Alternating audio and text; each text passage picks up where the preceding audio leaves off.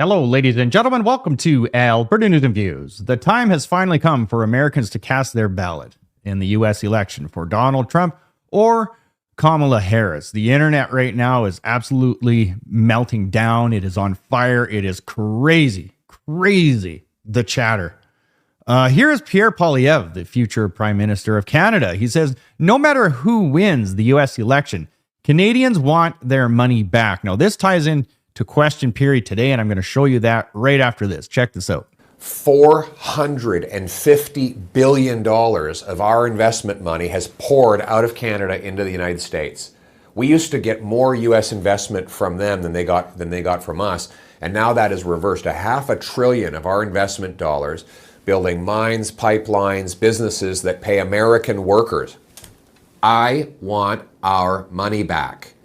So my number one priority, whether it's Harris or Trump, is one, to drive a hard bargain with Washington on softwood lumber and on Buy America to get fair and equal access for our construction, lumber, cement, steel, aluminum businesses so that we can get the jobs and the money back. Second, I'm going to cut the taxes and the red tape so that we bring businesses, paychecks, and jobs back to Canada. Right now, Canadian workers make $20,000 less than their American counterparts. They get 55 cents of investment for every investment dollar an American worker gets. Why? Because of Trudeau's destructive economic policies that send our money, jobs, and businesses south. I will be cutting the taxes, balancing the budget, eliminating the red tape, and negotiating a hard bargain so that we can bring home our jobs and our businesses. The Liberal NDP nut jobs right now online are terrified if Donald Trump wins because they think that Donald Trump in the past has said that he will impose tariffs on Canada. So these Liberal NDPers are screaming that he's going to absolutely destroy our economy, our great economy that we have right now. And I'm telling you that if Pierre Poilievre gets elected, he's just going to align the Canadian economy with Donald Trump. And anybody that has ever done business with Donald Trump when he was the president before, 4 years ago, he is a negotiator. He negotiates great deals that are good for everybody. And if you don't believe that, then you're living in a bubble because it's true. A lot of his policies are still in place today. So Pierre Poilievre will align the Canadian economy the way it used to always be aligned with U.S. interests, it's no surprise what is going on in Canada right now because of the ridiculous policy that Justin Trudeau is implementing right now, because all he is doing is mirroring what is going on in California. And if you don't believe that, just look at the plastic straw ban. That's how it all started. A lot of the stuff that Justin Trudeau does, his ideas come from the ultra woke on planet Earth. And by the way, there's a lot of really good articles that say that Canada needs a correction. Now, what that means is it needs to collapse. Canada, and a lot of people don't know this, Canada has a huge money laundering problem. Now, when I say that, everyone's like, well, yeah, it's obvious. No. It is massive. Just look up TD Bank, cartel money laundering.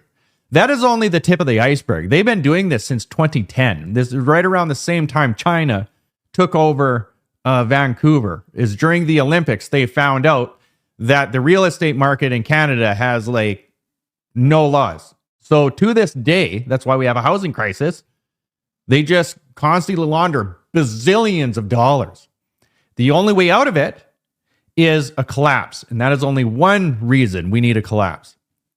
We have absolute systemic corruption in Canada. It's been going on for a very long time now. And there are so many good articles that say Canada just needs to collapse. It needs a reset.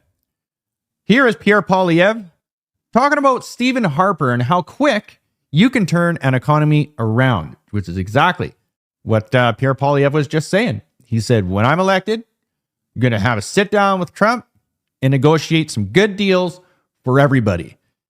And man, it's crazy to think that in 2015, we had, I think, 4 pipelines that were greenlit to go. And just like that, Justin Trudeau shut them down. Now, all you got to do is just get those things up and running again. And it's just unbelievable the amount of money and prosperity that would come back to Canada. Here we go. Minister Stephen Harper only 80 days to get a softwood lumber deal that put an end to the tariffs and reimbursed what were already collected. And then this Liberal Prime Minister capitulated, allowed Trump to reimpose the tariffs and Biden to double them. Harper got us an exemption to Buy America. This Prime Minister then capitulated, allowed Trump and Biden to reimpose them, hurting our construction workers and our providers of steel. Why can't we have a carbon tax election so that we can have a prime minister that no longer capitulates to the Americans, but instead will stand up for Canada? The Right Honourable Prime Minister. Mr. Speaker, since I just answered that question in French, allow me instead to take a moment to condemn unequivocally the violence we've seen in South Asian communities across the country over the past few nights. Let me be very, very clear. Answer the question. The individuals who are inciting violence and division and hatred in no way represent either the Sikh community or the Hindu community in Canada. At a time of Diwali, Bandi Chor Divas, we're seeing communities come together to celebrate their diversity and their strength. We will continue to stand for the unity of Canadians. Honourable Leader of the Opposition. Now you know his real agenda. He wants to distract from all the economic misery he's called at home. And so he uses divisions here at home. These divisions are the result of him. Under his leadership, we've seen a 251% increase in hate crimes, fire bombings of synagogues, bullets shot at Jewish children's schools, 100 churches burned and vandalized, and now we see sectarian riots on the streets of Brampton. This never happened before this Prime Minister. Does he take ownership for the divisions he's caused and the violence that has resulted? Of course not. Listen to this. Oh, Fergus to the rescue. Thanks, Fergie. Order. Colleagues, I'm going to ask members, please, especially members from the far end of the House, to please not take the floor unless they are recognized by the Speaker. The Right Honourable Prime Minister. Mr. Speaker, people watching that last answer will know and note the assuredness with which the Leader of the Opposition declared all the causes and the sources of the terrible violence we're seeing, when the reality is he refuses to take the necessary briefings that our security agencies are offering him to understand the threats to Canada. The whole embodiment of Justin Trudeau is the reason Canada is divided and completely falling apart. He is a liar. He is a gaslighter. He is an absolute narcissist. He is so corrupt and involved in so many scandals that you can't count them on two hands. You really, seriously, you cannot. He has stolen hundreds and hundreds of billions of dollars. It is all gone. And Canadians will never, ever get it back. He is the reason for everything, all of chaos in Canada right now. And we all know it except for him. And every single day that he stays in government, it just gets worse. Now I'm going to wrap things up with a great message from Gad Saad. He has been warning about the woke mind virus for years. Now he is saying he's been warning about what would happen with another 4 years of Kamala Harris. It will end up being just like Canada. Check this out. Hi, everybody. This is Gad Saad. In 2015, Justin Trudeau became Prime Minister of Canada. For a very long time, prior to him becoming Prime Minister, and since becoming Prime Minister on 3 separate occasions, I kept warning people about what he would do. Many of the people who voted for him because he would be a change from Stephen Harper, who was a conservative and a Nazi, because he was young, because he had nice hair, because he was tall, because he was going to legalize marijuana, they've all written to me, at times publicly, at times privately, many more, of course, privately, to say, oh my God, if only we had heeded your warnings.